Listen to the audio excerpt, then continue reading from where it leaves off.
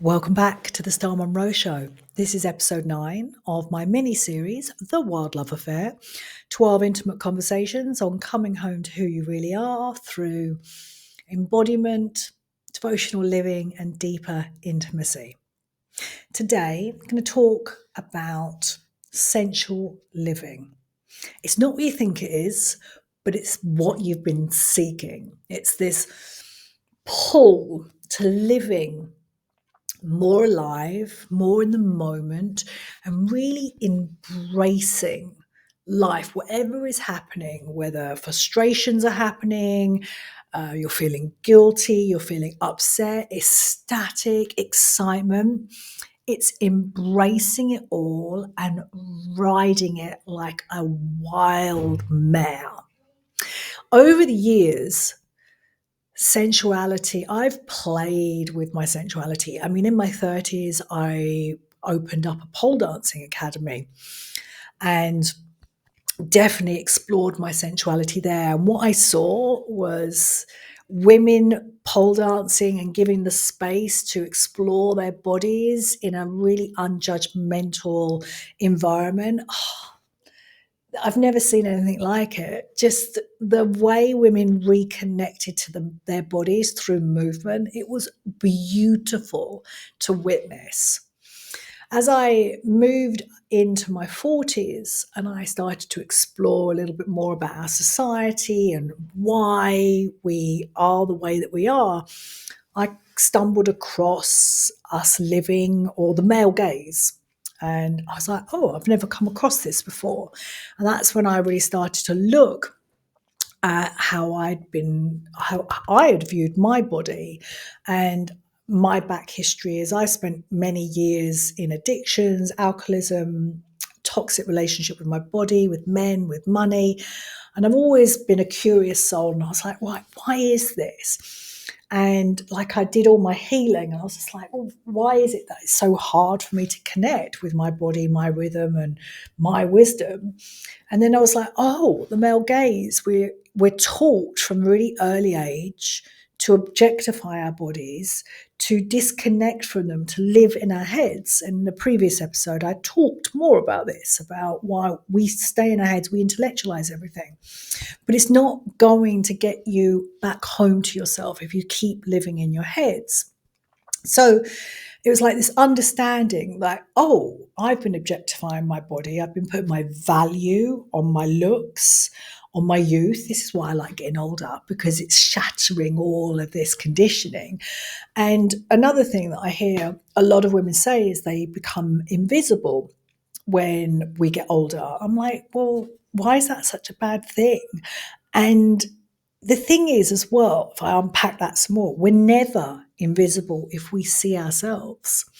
And so if you've always based your worth and being seen from the external, from men, from other women, then yeah, of course you're going to be invisible. But if you always see yourself when you wake up in the morning, you look in the mirror, or you touch your skin, you're never invisible. Never, never. So it's really like, I really like learning about the male gaze and like going, oh, right, well, if I look at my body through the female gaze, my body is sacred. My emotions are holy. There's nothing wrong with me. And I have, like I said, I've come from a background where there's been massive self-loathing and a lot of disconnection, a lot of self-abandonment, not so much in the last, 10 years.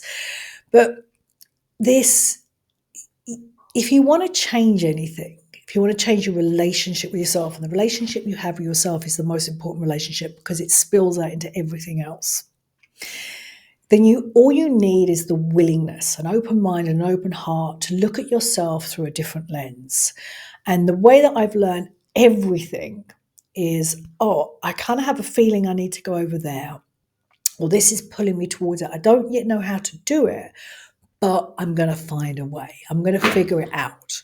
And you want to pull women in like myself who have been through a lot of stuff themselves, so they can guide you back easier onto your path, because you've got your path to live. I've got my path to live. One thing I know is if you're here to come home to yourself, you need to have the capacity to sit in the unknown, to sit with discomfort, to sit with not knowing and not to meddle with it. And that requires you to be able to stay with yourself, whatever matters. So if I come back to the theme of today's podcast episode, which is about sensuality, it's not what you think. It's not floating around in a silk robe on a Balinese island, even though that's nice. I've done that. Because when I'm looking at sensuality, I want something that's sustainable, that's going to weave into my life. And I'm also looking at sensuality from a depth perspective as well. So it has depth, it has gravitas, it's something that I can really embody.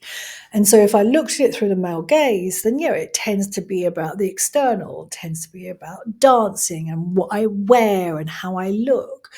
And for me, it's not that comes into it, but it comes from a deeper place. It comes from this willingness to be able to be with yourself, whatever happens, to be able to feel everything, to feel life, to feel yourself, to feel what goes on in your head, to feel your emotions and not get swept up in it. That's the key, to become the great observer of it all. And so you're watching everything and you're curious about it all. And so for me, if I look at this practically, it means when I wake up in the morning, it's always this gentle check-in. How are you feeling? What's going on for you today? And it's just that noticing how I'm feeling as I'm getting out of bed. And however I'm feeling, I'm greeting it with love, with grace. And so then I might be grumpy when I wake up out of bed.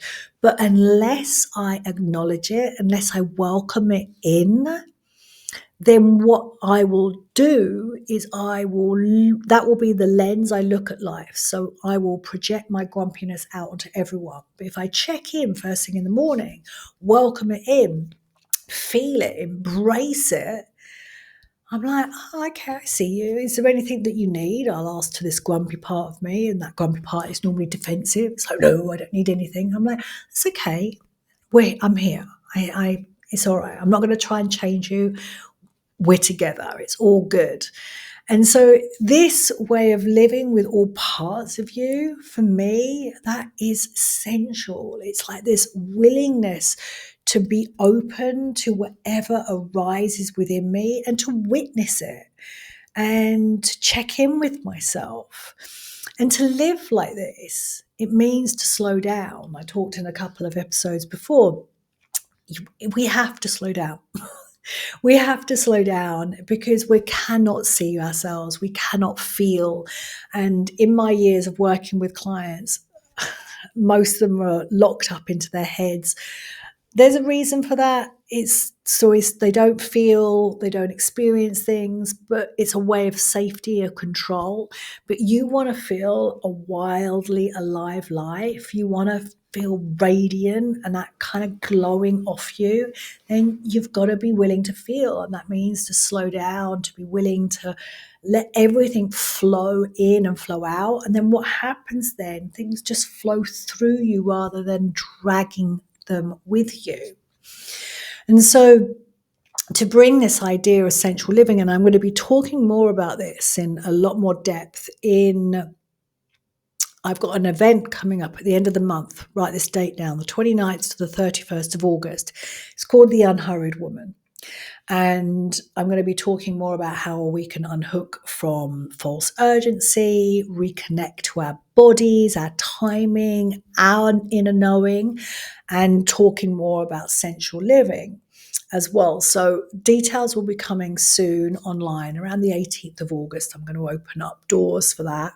And this is a brilliant way for you to deepen yourself into my ways, my wisdom, my world, and to see whether the School of Devotional Living is for you, because this is where we take all of this and we bring it into a lifestyle that you embody, that you become. So if I bring it back to a more practical sense, living sensually means to slow down, means to be with yourself, to be at home, to no longer be at war with yourself. Just take a moment with that. If you're no longer listening to that inner critic or listening to the shoulds or listening to all the distractions outside you, you're just here. So that means whether you're chopping carrots, or I was chopping my salad earlier, you're there chopping the salad. And when you're in your morning shower, you're in it rather than thinking 10 steps ahead what you've got to do next. It's when you're working and you're not on your phone, you're not trying to do 50 other things. It's like really being present. I say it's the art of witnessing the ordinary through extraordinary eyes. Or another way to think about it is you romance the ordinary. Your life is going to unfold, and we're not always going to have excitement, that dopamine hit, because that's exhausting. We want to romance the boring. We want to romance the ordinary. And then life starts to have this aliveness to it. You no longer want to exit out. You no longer want to numb. You don't want to work so much. You want to be present in this life that you're cultivating by being willing to feel it.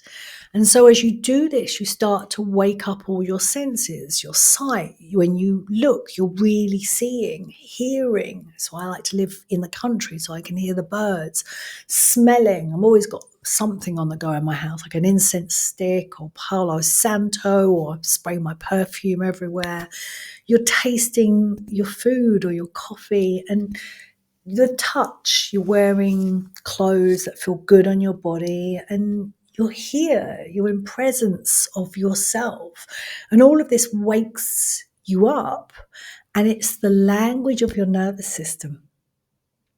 And as you become more present, as you live and you savor life in this way, your nervous system settles down.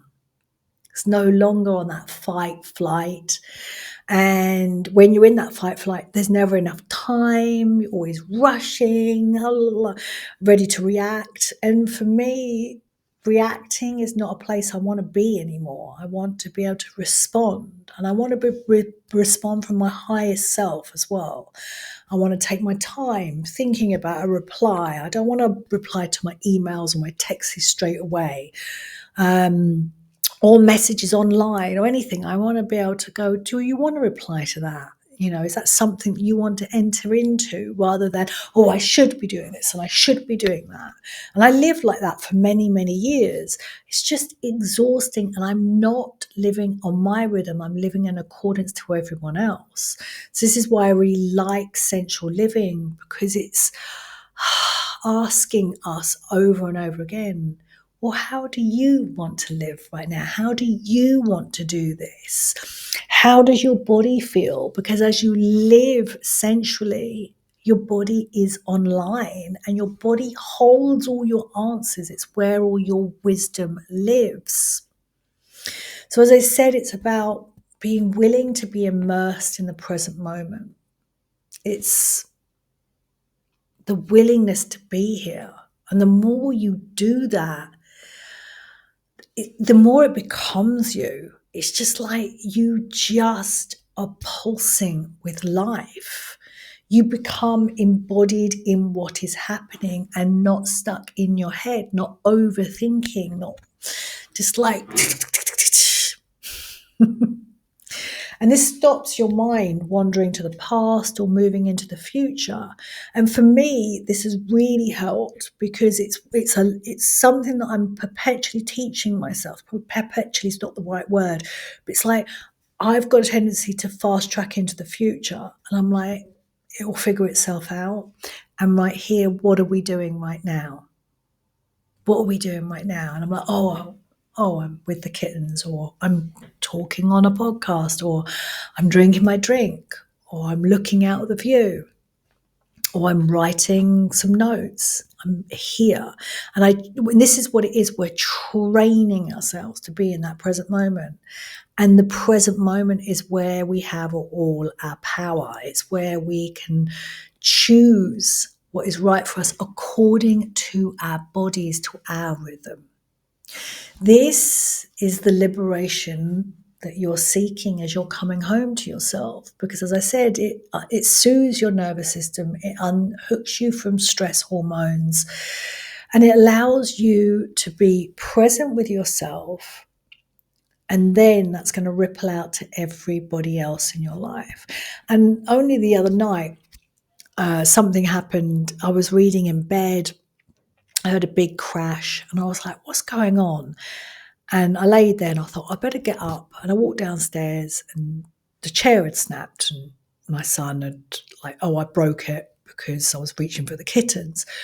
And what came out of my mouth, I couldn't quite believe it, was like, are you okay? Is everything all right? And he was like, yes, yes. But this is so unusual for me because normally I would have gone crazy. I'm going, you've broken a chair, because somewhere in my life, my wiring got crossed and I valued things over people, things I can control, people I can't control. So I found my sense of safety in things. But this work that I'm doing, because I do the work with you, like I'm here, I live this. It's important for me that I unbind myself from any patterns that keep me from being my most beautiful version of me. And so I couldn't believe it because there was no reaction. It was just like, are you okay? And it became naturally to me. But I couldn't do this if I was rushing around, if I was stressed out, putting loads of pressure on myself, hooked onto external markers of success. I'm able to do this because I'm embodied in who I am, and I've made it my intention to be more beautiful inside, so my relationships are more beautiful. And so this is what I mean, like, you change yourself, you change everything. When you live sensually, and as I said, I'm going to dive deeper into this on my event, the 29th to 31st of August, you live presently. You stop being hijacked by your mind's endless loops, and you will make decisions from your body, from your wisdom, from your truth. And over a period of time, you trust yourself. You've got yourself. You can stay with yourself whatever happens. However you're feeling, you stay with yourself.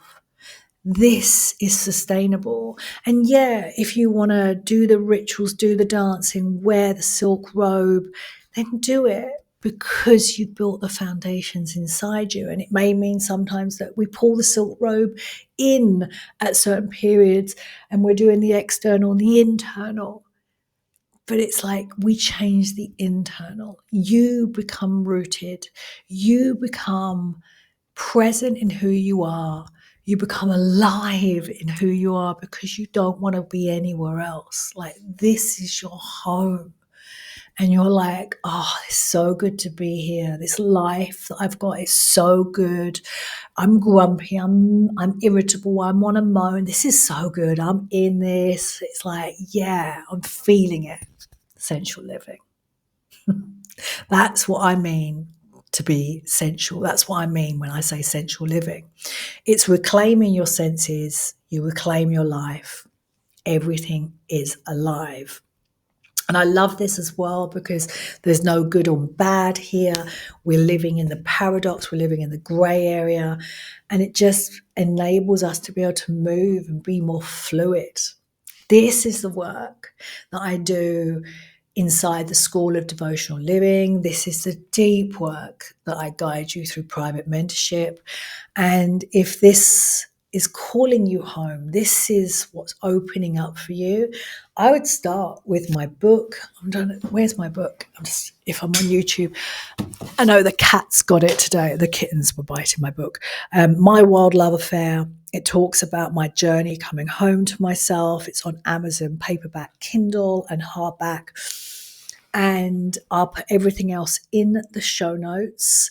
So everything is there for you. And next week or the next episode is a short and sweet episode because I'm going to be talking about the unhurried woman.